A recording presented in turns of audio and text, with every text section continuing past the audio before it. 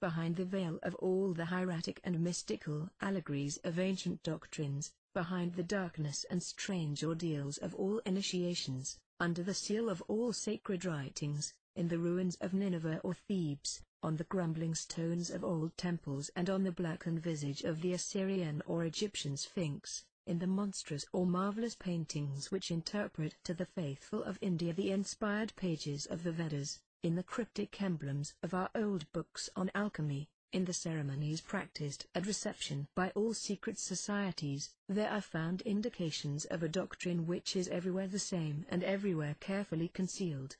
Occult philosophy seems to have been the nurse or godmother of all intellectual forces, the key of all divine obscurities and the absolute queen of society in those ages, when it was reserved exclusively for the education of priests and of kings.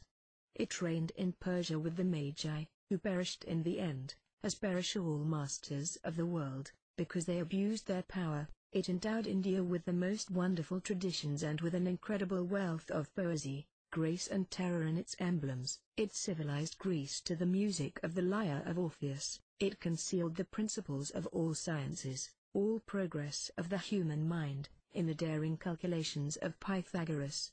Fable abounded in its miracles, and history, attempting to estimate this unknown power, became confused with fable. It undermined or consolidated empires by its oracles, caused tyrants to tremble on their thrones and governed all minds, either by curiosity or by fear. For this science, said the crowd, there is nothing impossible. It commands the elements, knows the language of the stars and directs the planetary courses. When it speaks, the moon falls blood-red from heaven, the dead rise in their graves and mutter ominous words, as the night wind blows through their skulls. Mistress of love or of hate, occult science can dispense paradise or hell at its pleasure to human hearts. It disposes of all forms and confers beauty or ugliness. With the wand of Circe it changes men into brutes and animals alternately into men. It disposes even of life and death, can confer wealth on its adepts by the transmutation of metals and immortality by its quintessence or elixir, compounded of gold and light. Such was magic from Zoroaster to Manes, from Orpheus to Apollonius of Tyana, when positive Christianity, victorious at length over the brilliant dreams and titanic aspirations of the Alexandrian school, dared to launch its anathemas publicly against this philosophy, and thus forced it to become more occult and mysterious than ever. Moreover, strange and alarming rumors began to circulate concerning initiates or adepts. They were surrounded everywhere by an ominous influence, and they destroyed or distracted those who allowed themselves to be beguiled by their honeyed eloquence or by the sorcery of their learning.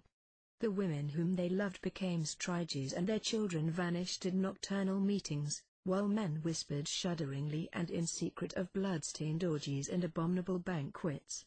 Bones had been found in the crypts of ancient temples, shrieks had been heard in the night, harvests withered and herds sickened when the magician passed by.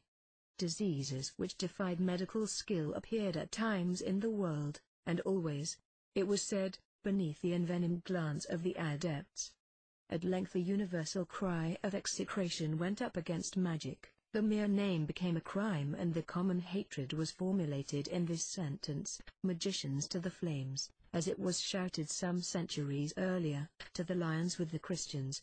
Now the multitude never conspires except against real powers. It does not know what is true, but it has the instinct of what is strong. It remained for the 18th century to deride both Christians and magic, while infatuated with the disquisitions of Rousseau and the illusions of Cagliostro. Science, notwithstanding, is at the basis of magic, as at the root of Christianity there is love, and in the gospel symbols we find the Word incarnated ored in his cradle by 3 magi, led thither by a star, the triad and the sign of the microcosm, and receiving their gifts of gold, frankincense and myrrh, a second mysterious triplicity, under which emblem the highest secrets of the Kabbalah are allegorically contained. Christianity owes therefore no hatred to magic, but human ignorance has ever stood in fear of the unknown. The science was driven into hiding to escape the impassioned assaults of blind desire. It clothed itself with new hieroglyphics, falsified its intentions, denied its hopes. Then it was that the jargon of alchemy was created, an impenetrable illusion for the vulgar in their greed of gold, a living language only for the true disciple of Hermes. Extraordinary fact. Among the sacred records of the Christians there are two texts which the infallible Church makes no claim to understand and has never attempted to expound. These are the prophecy of Ezekiel and the Apocalypse, two Kabbalistic keys reserved assuredly in heaven for the commentaries of Magian kings, books sealed as with 7 seals for faithful believers, yet perfectly plain to an initiated infidel of the occult sciences. There is also another work, but, although it is popular in a sense and may be found everywhere, this is of almost occult and unknown, because it is the key of the rest. It is in public evidence without being known to the public, no one suspects its existence and no one dreams of seeking it where it actually is. This book, which may be older than that of Enoch, actually has never been translated, but is still preserved unmutilated in primeval characters, on detached leaves, like the tablets of the ancients. The fact has eluded notice, though a distinguished scholar has revealed, not indeed its secret, but its antiquity and singular preservation. Another scholar, but of a mind more fantastic than judicious, passed years in the study of this masterpiece, and has merely suspected its plenary importance. It is, in truth, a monumental and extraordinary work, strong and simple as the architecture of the pyramids, and consequently enduring like those, a book which is the summary of all sciences, which can resolve all problems by its infinite combinations, which speaks by evoking thought, is the inspirer and moderator of all possible conceptions, and the masterpiece perhaps of the human mind. It is to be counted unquestionably among the very great gifts bequeathed to us by antiquity. It is a universal key, the name of which has been explained and comprehended only by the learned William Postel. It is a unique test, whereof the initial characters alone plunged into ecstasy the devout spirit of Saint Martin, and might have restored reason to the sublime and unfortunate Swedenborg. We shall recur to this book later on, for its mathematical and precise explanation will be the complement and crown of our conscientious undertaking. The original alliance between Christianity and the science of the Magi, once demonstrated fully, will be a discovery of no second-rate importance, and we do not doubt that the serious study of magic and the Kabbalah will lead earnest minds to a reconciliation of science and dogma, of reason and faith, heretofore regarded as impossible. We have said that the Church, whose special office is the custody of the keys, does not pretend to possess those of the Apocalypse or of Ezekiel. In the opinion of Christians the scientific and magical clavicles of Solomon are lost, which notwithstanding, it is certain that, in the domain of intelligence, ruled by the word, nothing that has been written can perish. Whatsoever men cease to understand exists for them no longer, at least in the order of the word, and it passes then into the domain of enigma and mystery. Furthermore, the antipathy and even open war of the official church against all that belongs to the realm of magic, which is a kind of personal and emancipated priesthood, is allied with necessary and even with inherent causes in the social and hierarchic constitution of Christian sacerdotalism. The Church ignores magic, for she must either ignore it or perish, as we shall prove later on, yet she does not recognize the less that her mysterious founder was saluted in his cradle by 3 Magi, that is to say, by the hieratic ambassadors of the 3 parts of the known world and the 3 analogical worlds of occult philosophy. In the school of Alexandria, magic and Christianity almost joined hands under the auspices of Ammonius Saccas and of Plato. The doctrine of Hermes is found almost in its entirety in the writings attributed to Dionysius the Areopagite. Cinzius outlined the plan of a treatise on dreams, which was annotated subsequently by Cardan, and composed hymns that might have served for the liturgy of the Church of Swedenborg. Could a Church of the Illuminated possess a liturgy? With this period of fiery abstractions and impassioned warfare of words there must be connected also the philosophic reign of Julian, called the apostate because in his youth he made unwilling profession of Christianity. Everyone is aware that Julian had the misfortune to be a hero out of season of Plutarch, and that he was, if one may say so, the Don Quixote of Roman chivalry. But what most people do not know is that he was one of the illuminated and an initiate of the first order, that he believed in the unity of God and in the universal doctrine of the Trinity, that, in a word, he regretted nothing of the old world but its magnificent symbols and its too gracious images. Julian was not a pagan, he was a Gnostic allured by the allegories of Greek polytheism, who had the misfortune to find the name of Jesus Christ less sonorous than that of Orpheus. The emperor paid in his person for the academical tastes of the philosopher and rhetorician, and after affording himself the spectacle and satisfaction of expiring like Epaminondas with the periods of Cato, he had in public opinion, by this time fully Christianized, but anathemas for his funeral oration and a scornful epithet for his ultimate memorial. Let us pass over the petty minds and small matters of the Bas Empire, and proceed to the Middle Ages. Stay, take this book. Glance at the 7th page, then seat yourself on the mantle which I am spreading, and let each of us cover our eyes with one of its corners. Your head swims, does it not, and the earth seems to fly beneath your feet? Hold tightly, and do not look right or left. The vertigo ceases, we are here. Stand up and open your eyes, but take care before all things to make no Christian sign and to pronounce no Christian words. We are in a landscape of Salvator Rosa, a troubled wilderness which seems resting after a storm. There is no moon in the sky, but you can distinguish little stars gleaming in the brushwood, and may hear about you the slow flight of great birds, which seem to whisper strange oracles as they pass. Let us approach silently that crossroad among the rocks. A harsh, funereal trumpet winds suddenly, and black torches flare up on every side. A tumultuous throng is surging round a vacant throne, all watch and wait. Suddenly they cast themselves on the ground. A goat-headed prince bounds forward among them, he ascends the throne, turns, and assuming a stooping posture, presents to the assembly a human face, which everyone comes forward to salute and to kiss, their black taper in their hands. With a hoarse laugh he recovers an upright position, and then distributes gold, secret instructions, occult medicines and poisons to his faithful bondsmen. Meanwhile, fires are lighted of fern and alder, piled up with human bones and the fat of executed criminals. Druidices, crowned with wild parsley and vervain, immolate unbaptized children with golden knives and prepare horrible love feasts. Tables are spread, masked men seat themselves by half-nude females, and a bacchanalian orgy begins. There is nothing wanting but salt, the symbol of wisdom and immortality.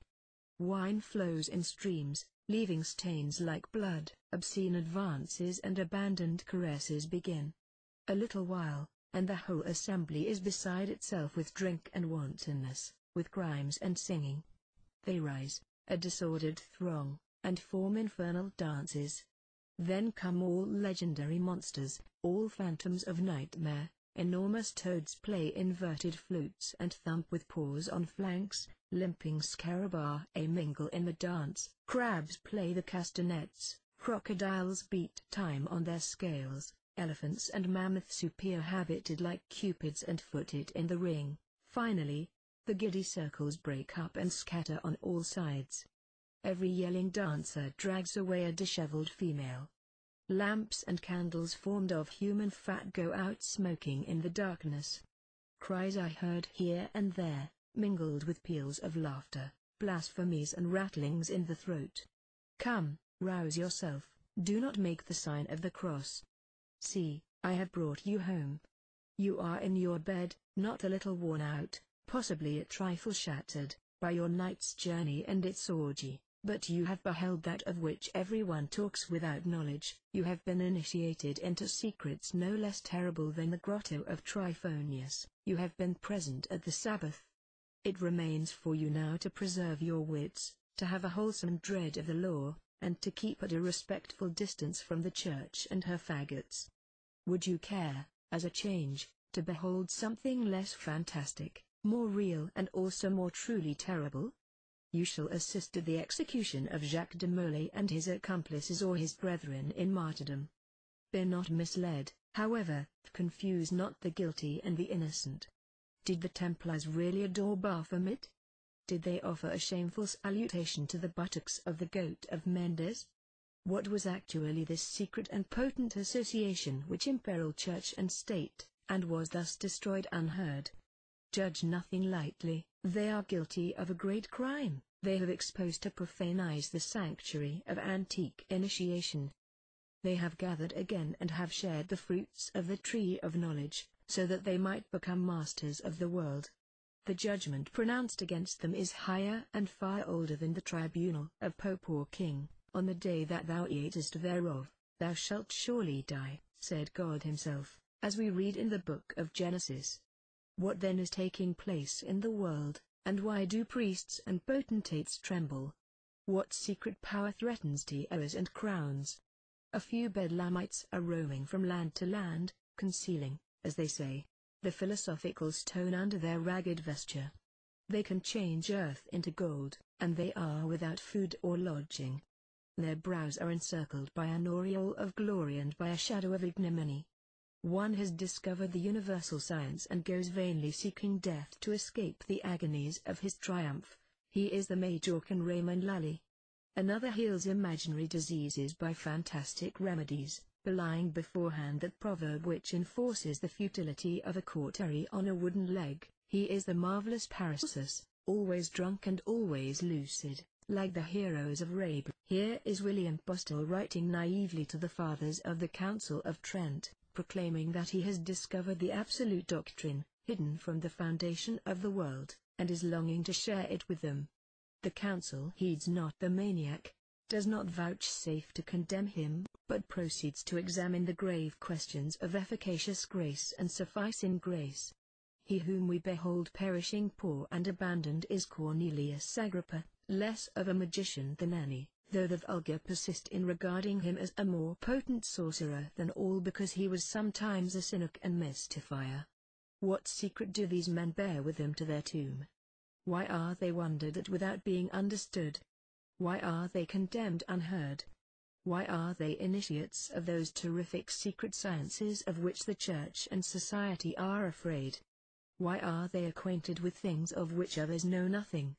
Why do they conceal what all men burn to know? Why are they invested with a dread and unknown power? The occult sciences. Magic. These words will reveal all and give food for further thought. De omni res scrubili et quibus de malis. But what, as a fact, was this magic? What was the power of these men who were at once so proud and so persecuted? If they were really strong, why did they not overcome their enemies? But if they were impotent and foolish, why did people honor them by fearing them? Does magic exist? Is there an occult knowledge which is in truth a power and works wonders comparable to the miracles of authorized religions? To these two primary questions we make answer by an affirmation and a book. The book shall justify the affirmation, and the affirmation is this: there was and there still is a potent and real magic. All that is said of it in legend is true after a certain manner, yet, contrary to the common course of popular exaggeration, it falls below the truth. There is indeed a formidable secret, the revelation of which has once already transformed the world, as testified in Egyptian religious tradition, summarized symbolically by Moses at the beginning of Genesis. This secret constitutes the fatal science of good and evil, and the consequence of its revelation is death. Moses depicts it under the figure of a tree which stands in the midst of the terrestrial paradise, is in proximity to the tree of life and is joined at the root thereto. At the foot of this tree is the source of the four mysterious rivers. It is guarded by the sword of fire and by the four symbolical forms of the biblical Sphinx, the cherubim of Ezekiel. Here I must pause, and I fear that already I have said too much. I testify in fine that there is one sole, universal and imperishable dogma, strong as supreme reason, simple, like all that is great, intelligible, like all that is universally and absolutely true, and this dogma is the parent of all others. There is also a science which confers on man powers apparently superhuman. They are enumerated thus in a Hebrew manuscript of the 16th century. Hereinafter follow the powers and privileges of him who holds in his right hand the clavicles of Solomon, and in his left the branch of the blossoming almond. Aleph, he beholds God face to face, without dying, and converses familiarly with the 7 genii who command the entire celestial army. Beth, he is above all griefs and all fears. Gimel, he reigns with all heaven and is served by all hell. Daleth, he rules his own health and life and can influence equally those of others. He can neither be surprised by misfortune nor overwhelmed by disasters, nor can he be conquered by his enemies. Vow, he knows the reason of the past, present and future. Zain, he possesses the secret of the resurrection of the dead and the key of immortality. Such are the 7 chief privileges, and those which rank next are these: Cheth, to find the philosophical stone; Death, to possess the universal medicine; Iod, to know the laws of perpetual motion and to prove the quadrature of the circle; Kaf, to change into gold not only all metals but also the earth itself, and even the refuse of the earth; Lamed, to subdue the most ferocious animals and have power to pronounce those words which paralyze and charm serpents; Mem, to of the ars notoria which gives the universal science; Nun, to speak learnedly on all subjects, without preparation and without study. These, finally, are the 7 least powers of the Magus. Samuk, to know at a glance the deep things of the souls of men and the mysteries of the hearts of women. Ain, to force nature to make him free at his pleasure. P, to foresee all future events which do not depend on a superior free will, or on an undiscernible cause. Said, to give at once and to all the most efficacious consolations and the most wholesome counsels. Kof, to triumph over adversities. Rish, to conquer love and hate. Shin, to have the secret of wealth, to be always its master and never its slave. To enjoy even poverty and never become abject or miserable. Tau, let us add to these 3 septenaries that the wise man rules the elements, stills tempests, cures the diseased by his touch and raises the dead. But certain things have been sealed by Solomon with his triple seal. It is enough that the initiates know. As for others, whether they deride, doubt or believe, whether they threaten or fear, what matters it to science or to us? Such actually are the issues of occult philosophy, and we are in a position to meet the charge of insanity or the suspicion of imposture when we affirm that these privileges are real. To demonstrate this is the sole end of our work on occult philosophy. The philosophical stone, the universal medicine, the transmutation of metals, the quadrature of the circle and the secret of perpetual motion are neither mystifications of science nor dreams of delusion. They are terms which must be understood in their proper sense. They formulate the varied applications of one and the same secret, the several aspects of a single operation, which is defined in a more comprehensive manner under the name of the great work. Furthermore, there exists in nature a force which is immeasurably more powerful than steam, and a single man, who is able to adapt and direct it, might change thereby the face of the whole world. This force was known to the ancients. It consists in a universal agent having equilibrium for its supreme law, while its direction is concerned immediately with the great arcanum of transcendental magic.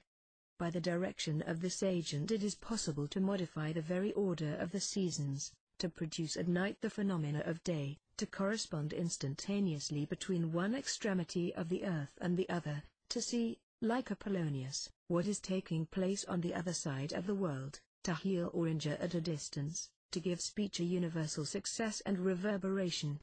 This agent, which barely manifests under the uncertain methods of Mesmer's followers, is precisely that which the adepts of the Middle Ages denominated the first matter of the great work.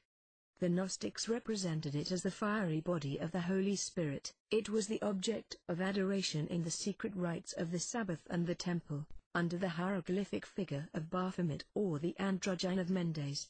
All this will be proved. Here then are the secrets of occult philosophy, and such is magic in history. Let us glance at it now as it appears in its books and its acts, in its initiations and its rites. The key of all magical allegories is found in the tablets which we have mentioned, and these tablets we regard as the work of Hermes. About this book, which may be called the keystone of the whole edifice of occult science, are grouped innumerable legends that are either its partial translation or its commentary reproduced perpetually, under 1,000 varied forms. Sometimes the ingenious fables combine harmoniously into a great epic which characterizes an epoch, though how or why is not clear to the uninitiated. Thus, the fabulous history of the Golden Fleece resumes and also veils the hermetic and magical doctrines of Orpheus, and if we recur only to the mysterious poetry of Greece, it is because the sanctuaries of Egypt and India to some extent dismay us by their resources, leaving our choice embarrassed in the midst of such abundant wealth. We are eager, moreover, to reach the Thebaid at once, the dread synthesis of all doctrine, past, present and future, that, so to speak, infinite fable, which reaches, like the deity of Orpheus, to either end of the cycle of human life. Extraordinary fact. The 7 gates of Thebes, attacked and defended by 7 chiefs who have sworn upon the blood of victims, possess the same significance as the 7 seals of the sacred book interpreted by 7 genii and assailed by a monster with 7 heads, after being opened by a lamb which liveth and was dead, in the allegorical work of St. John. The mysterious origin of Oedipus, found hanging on the tree of Cithæron like a bleeding fruit, recalls the symbols of Moses and the narratives of Genesis. He makes war upon his father, whom he slays without knowing, tremendous prophecy of the blind emancipation of reason apart from science. Thereafter he meets with the Sphinx, that symbol of symbols, the eternal enigma of the vulgar, the granite pedestal of the sciences of the sages, the voracious and silent monster whose unchanging form expresses the one dogma of the great universal mystery. How is the tetrad changed into the duad and explained by the triad? In more common but more emblematic terms, what is that animal which in the morning has 4 feet, 2 at noon, and 3 in the evening? Philosophically speaking, how does the doctrine of elementary forces produce the dualism of Zoroaster, while it is summarized by the triad of Pythagoras and Plato? What is the ultimate reason of allegories and numbers, the final message of all symbolisms? Oedipus replies with a simple and terrible word which destroys the Sphinx and makes the diviner king of Thebes. The answer to the enigma is man. Unfortunate. He had seen too much, and yet through a clouded glass. A little while and he will expiate his ominous and imperfect clairvoyance by a voluntary blindness, and then vanish in the midst of a storm, like all civilizations which, each in its own day, shall divine an answer to the riddle of the Sphinx without grasping its whole import and mystery. Everything is symbolical and transcendental in this titanic epic of human destinies. The 2 antagonistic brothers formulate the second part of the grand mystery, completed divinely by the sacrifice of Antigone. There follows the last war, the brethren slay one another. Capaneus is destroyed by the lightning which he defies, Amphiaraus is swallowed by the earth, and all these are so many allegories which, by their truth and their grandeur, astonish those who can penetrate their triple hieratic sense. Aeschylus, annotated by Ballanche, gives only a weak notion concerning them, whatever the primeval sublimities of the Greek poet or the ingenuities of the French critic. The secret book of antique initiation was not unknown to Homer, who outlines its plan and chief figures on the shield of Achilles, with minute precision. But the gracious Homeric fictions replaced too soon in popular memory the simple and abstract truths of primeval revelation. Humanity clung to the form and allowed the idea to be forgotten, signs lost power in their multiplication, magic became corrupted also at this period, and degenerated with the sorcerers of Thessaly into the most profane enchantments. The crime of Oedipus brought forth its deadly fruits, and the science of good and evil erected evil into a sacrilegious divinity. Men, weary of the light, took refuge in the shadow of bodily substance. The dream of that void which is filled by God seemed in their eyes to be greater than God himself, and thus hell was created. When, in the course of this work, we make use of the consecrated terms God, heaven and hell, let it be understood, once and for all, that our meaning is as far removed from that which the profane attach to them as initiation is remote from vulgar thought. God, for us, is the azot of the sages, the efficient and final principle of the great work. Returning to the fable of Oedipus, the crime of the king of Thebes was that he failed to understand the Sphinx, that he destroyed the scourge of Thebes without being pure enough to complete the expiation in the name of his people.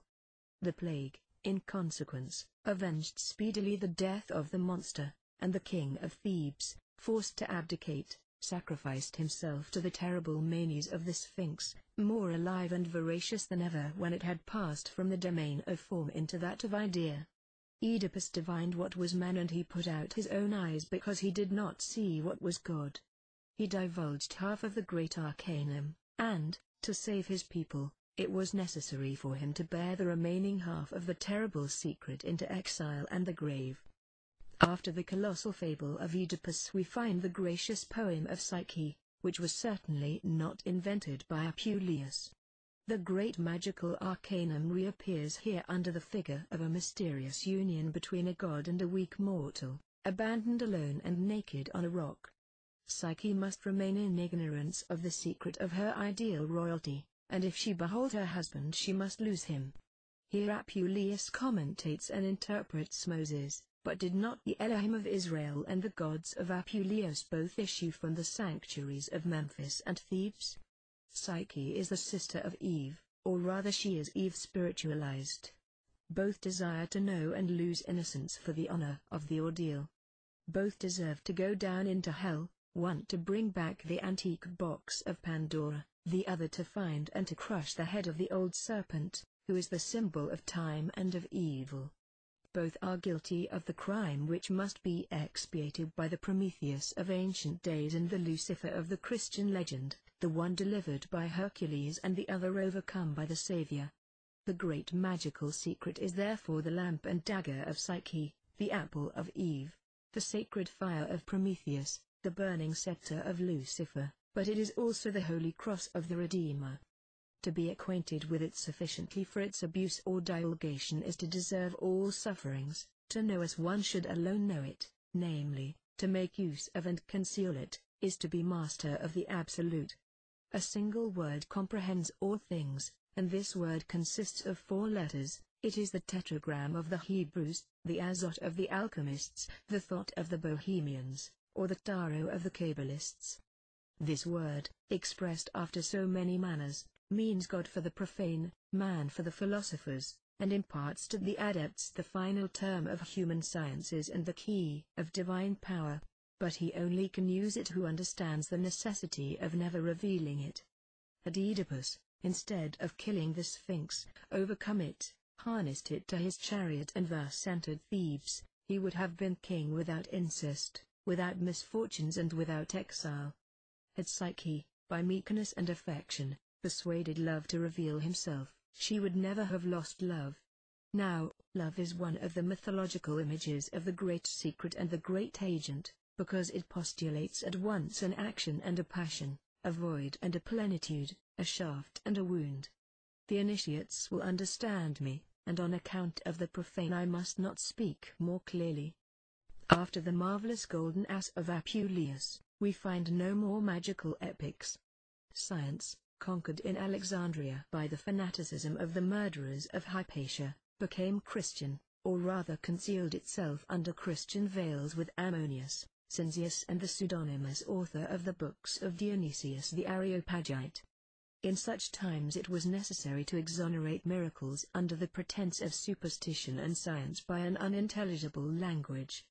Hieroglyphic writing was revived, particles and characters were invented to summarize an entire doctrine by a sign, a whole sequence of tendencies and revelations in a word. What was the end of the aspirants to knowledge? They sought the secret of the great work, the philosophical stone, the perpetual motion, the quadrature of the circle, the universal medicine, formulae which often saved them from persecution and hatred by causing them to be taxed with madness, but all signifying one of the phases of the great magical secret, as we shall show later on. This absence of epics continues till our Romance of the Rose.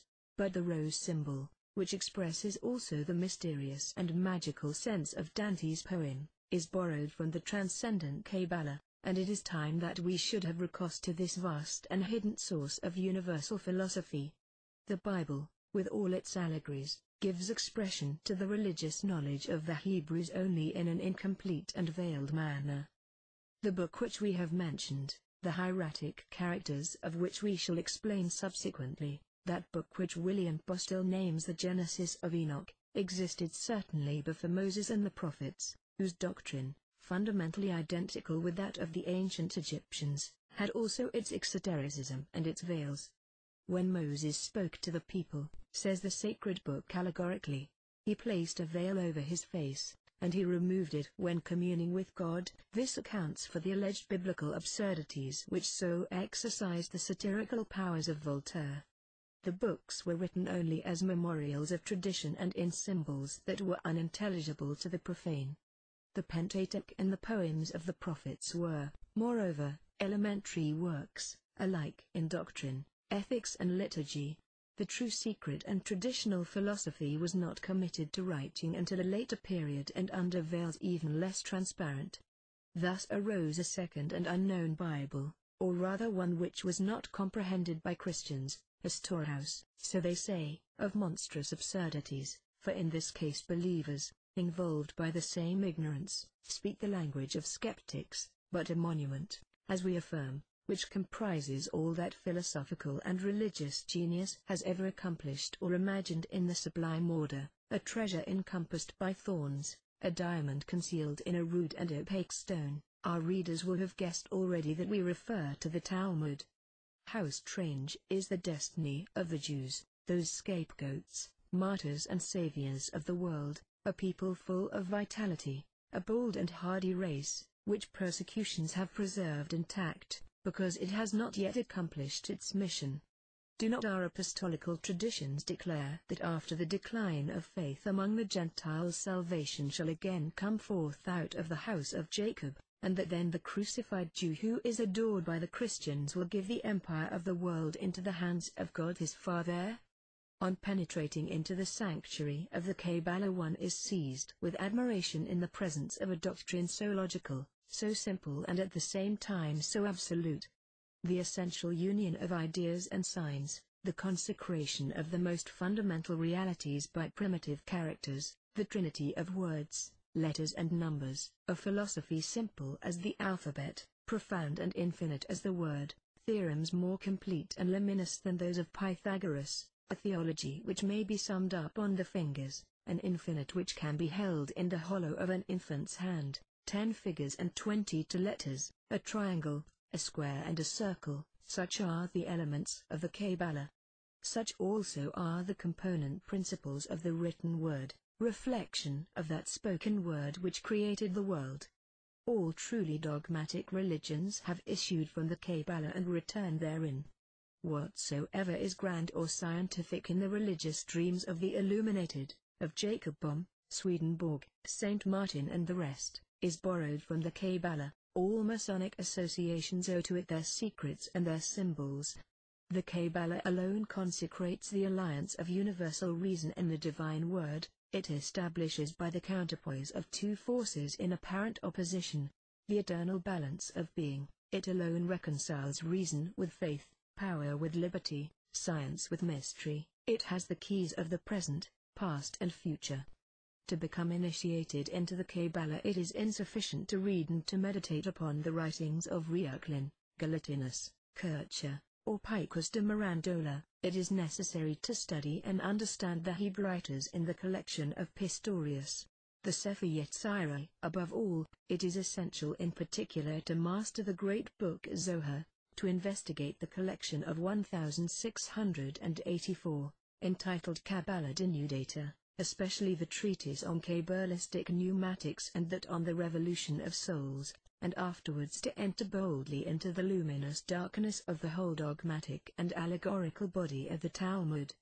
We shall be then in a position to understand William Bostel, and shall admit secretly that, apart from his very premature and overgenerous dreams about the emancipation of women, this celebrated, learned, illuminated man could not have been so mad as is pretended by those who have not read him. We have sketched rapidly the history of occult philosophy, we have indicated its sources and analyzed in a few words its chief memorials. The present division of our work refers only to the science, but magic, or rather magical power, comprehends two things, a science and a force. Without the force the science is nothing, or rather it is a danger. To give knowledge to power alone, such is the supreme law of initiations. Hence did the great revealer say, "The kingdom of heaven suffereth violence, and the violent only shall carry it away." The door of truth is closed, like the sanctuary of a virgin. He must be a man who would enter. All miracles are promised to faith, and what is faith except the audacity of will which does not hesitate in the darkness, but advances towards the light in spite of all ordeals, and surmounting all obstacles. It is unnecessary to repeat here the history of ancient initiations. The more dangerous and terrible they were, the greater was their efficacy.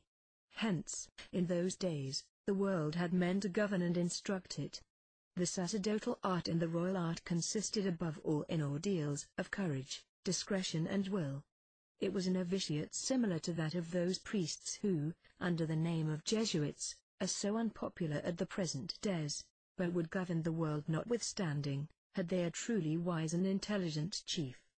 After passing our life in the search for the absolute in religion, science and justice, after revolving in the circle of Faust, we have reached the primal doctrine and the first book of humanity. At this point we pause, having discovered the secret of human omnipotence and indefinite progress, the key of all symbolisms, the first and final doctrine. We have come to understand what was meant by that expression so often made use of in the Gospel, the kingdom of God. To provide a fixed point as a fulcrum for human activity is to solve the problem of Archimedes, by realizing the use of his famous lever. This it is which was accomplished by the great initiators who have electrified the world, and they could not have done so except by means of the great and incommunicable secret. However, as a guarantee of its renewed youth, the symbolical phoenix never reappeared before the eyes of the world without having consumed solemnly the remains and evidences of its previous life. So also Moses saw to it that all those who had known Egypt and her mysteries should end their life in the desert. At Ephesus St. Paul burnt all books which treated of the occult sciences, and in fine, the French Revolution, daughter of the great Johannite Orient and the ashes of the Templars, spoliated the churches and blasphemed the allegories of the divine cultus. But all doctrines and all revivals prescribe magic and condemn its mysteries to the flames and to oblivion. The reason is that each religion or philosophy which comes into the world is a Benjamin of humanity and ensures its own life by destroying its mother. It is because the symbolical serpent turns ever devouring its own tail. It is because, as essential condition of existence, a void is necessary to every plenitude, space for every dimension, an affirmation for each negation. Herein is the eternal realization of the Phoenix allegory. Two illustrious scholars have preceded me along the path that I am traveling, but they have, so to speak, spent the dark night therein. I refer to Volney and Dupuy, to Dupuy above all, whose immense erudition produced only a negative work, for in the origin of all religions he saw nothing but astronomy, taking thus the symbolic cycle for doctrine and the calendar for legend. He was deficient in one branch of knowledge, that of true magic which comprises the secrets of the Kabbalah. Dupuy passed through the antique sanctuaries, like the prophet Ezekiel over the plains strewn with